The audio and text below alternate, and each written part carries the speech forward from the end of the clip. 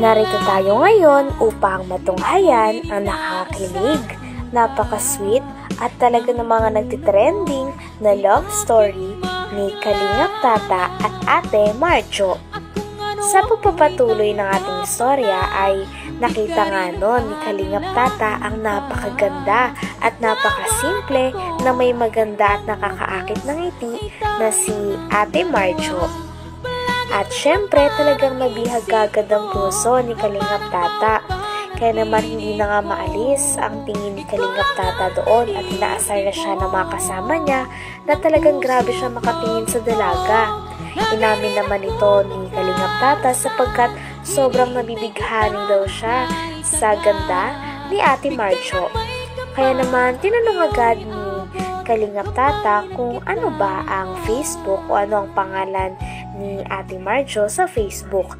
Nang sa ganon ay ma-add niya ito. Binigay naman ni Ate Marjo ang kanyang pangalan sa Facebook, kaya naman naging mag-friend sila. At nung na-search na nga ni Kalingap Tata ang name ni Ate Marjo ay sobrang kinikilig ito at talagang parang hindi na nga nakababa ang mga ngiti sa labi ni Kalingap Tata simula naging friend sila sa Facebook ni Ate Marjo. Okay. Sige, pwede malaman ang Facebook? Okay lang nakasama ka sa vlog namin. Friend lang naman. Okay lang. At least may... Nakasama Ano ba yung mga camera? Ano yan? Ano yan? Famous na si Ma'am Marjorie? Oo nga. Marjorie? Maganda talaga siya, bro. Grabe. Okay lang ba nakasama ka sa vlog? Okay, kanina pa. Tata, yung tingin mo. Toto. Ay, nabihag ako. Sige. Pangarap mabuhay. Puno-puno ng kulay. Sa isang sulyap mo. Ayos na ako. Sa isang sulyap mo. Napapaibig kami. Doon muna kayo. Doon muna kayo. Doon muna kayo. Bakit? Humingi ako ng Facebook. Ay! Malaman nyo eh. Hala. Sinabi na nga sa akin, paano ko malalaman? Ano ang apelyido, te? Clock 9. Madyo lang. Hanapin mo na, tol. Sige, ano? Message mo na agad ngayon para tingnan natin kung mag-reply. Bagal-bagal nyo. Ano po, add po kita? Huwag mong unahin si Tata. Huwag ka na. Huwag mo, may asawa ka baga. Si Tata, walang asawa yan. Grabe at talagang nantundi ng mga kaibigan ni Kalingap Tata ng mga vlogger upang i-push si Kalingap Tata kay Ate Marjo sapagkat sino nga namang hindi mabibighani sa kagandahan ni Ate Marjo. Sa tuwing ngiti nito ay parang paulit-ulit na nahuhulog si Kalingap Tata sa kanya. Kaya naman hindi talaga umalis si Kalingap Tata sa tapat ng tindahan nila nung araw na yon. Oh, message mo na. Kinikilig na ako. Ha? Magkakaroon ka na ng love team? Pwede ba? Magkaroon ng love team? Hindi, personal mo na. Huwag mo. Hindi talaga niya. Ha? Baka nag-comment na lang, Ate Marjo. Excited? Yeah, I'm excited. I'm very 100%, you know? Very yan na. Ano may sinasabi niyo naman? Iba. Kalingap Tata. Sabi ko magkukulag kami. Sobrang maganda, sobrang Huwag pangit. mo kasi pangunahan si Tata at nag-discuss. Mag-usap kami. Bagay ba kayo? Oo. Maganda, pangit. Kami ang bagay. Hindi kayo bagay, tao kayo. Iba natin, Marjo. See you. Oh, bye-bye na. Bakit inati mo? Matanda ka pa. Yan yung bata pinunta ni Kalingap Tata. Ano yan? Yung pogi. Tas maganda. Hindi, yung pogi na. May tsura yung pamangkin. Pinsan pala, hindi pamangkin. Pinsan. Ba't ang dami dito, Ate Marjo, magaganda sa lugar niya? Ba't isa ka na dun sa pinakamaganda dito sa lugar mo? Siguro dati itong lumalaban dito sa competition sa natin. Oo. Hindi. Talagang tinago mo lang ang beauty mo, no? Dahil nga medyo nagtagal sila doon ay mas nakilala pa nila si Ate Marjo. Nalaman nga nila na si Ate Marjo pala ay magpupulis at wala daw itong boyfriend sa kasalukuyan. Siya daw ay single, kaya naman sabi ni Kalingap Tata ay bagay na bagay daw sila sapagkat single si Ate Marjo at single din naman daw siya. Tinanong din nila kung ilang years na bang single si Ate Marjo at sagot nito ay 5 years na single na din daw ito. Nagtanong din sila kung may naging boyfriend na ba si Ate Marjo.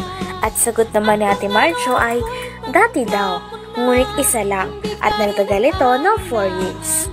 Kaya naman sabi ni Kalingap Tata ay okay daw yun sapagkat ngayon ay single na siya at single na rin si Kalingap Tata.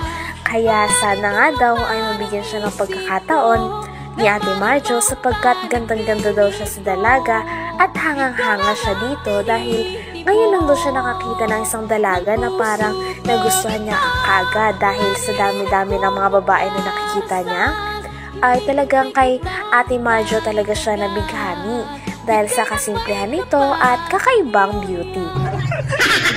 Maganda kasi niya bro, amin ako maganda talaga siya. Ano gusto mo? Ligawan mo ba? Hindi, friend lang muna. Pero kung ano, Pero kung may pagkakataon, nililigawan mo? bakit hindi? Single naman siya. Single ka? Single ako.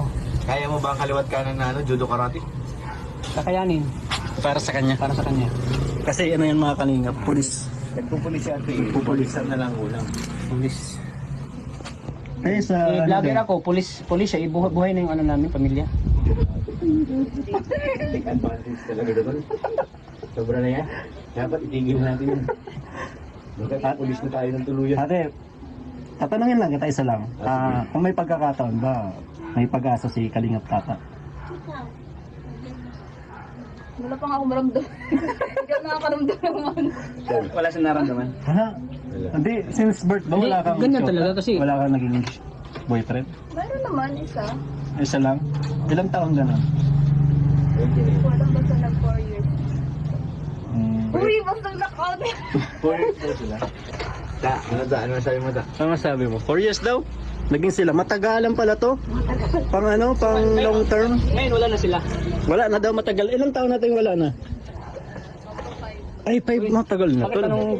Huwag mo tanongin ng dahilan.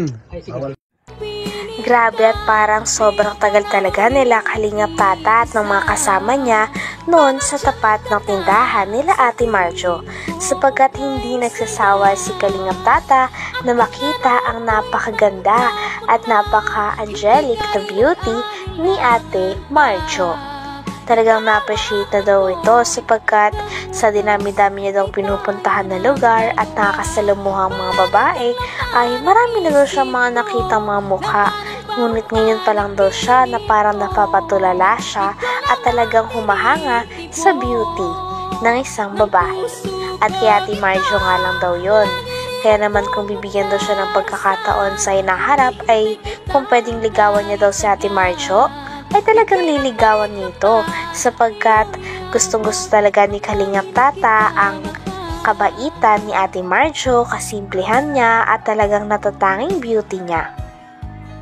Kaya naman hindi nagtagal ay hindi na rin nakapigil si Kalingap Tata at sinimulan niya na din na haranahin ang dalaga na si Ate Marjo. At habang inaharana naman siya ni Kalingap Tata ay kinikilig din ito. Alam mo, bira lang akong humanga sa babae. Oo. Talagang nagandahan pala ako sa kanya. Para niya.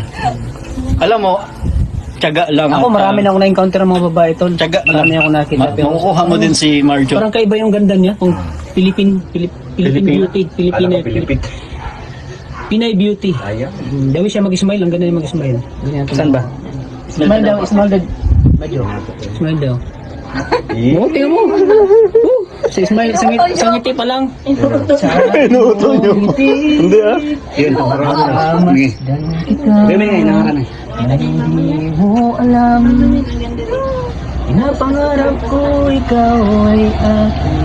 Ay, grabe. On the spot ha? Sige, tuloy mo tol. Mapulang labi. Ay, mapula talaga ang labi niya. Matingkad mong ngiti. Matingkad talaga ang ngiti. Maabot hanggang sa langit. Grabe talaga ang pagkanta nun ni Kalingap Tata. Talagang galing na galing sa puso ang bawat lyrics na binabanggit niya sa kanta. Talagang kitang-kita natin na nahulog na talaga sa kagandahan ni Ate Marjo si Kalingap Tata. Hanggang dito na lamang muna ang ating nakakilig, napaka-sweet at sobrang nagtitrending na istorya ni Kalingap Tata at Ate Marjo. Maraming salamat sa inyong panonood. Hanggang sa muli. Bye!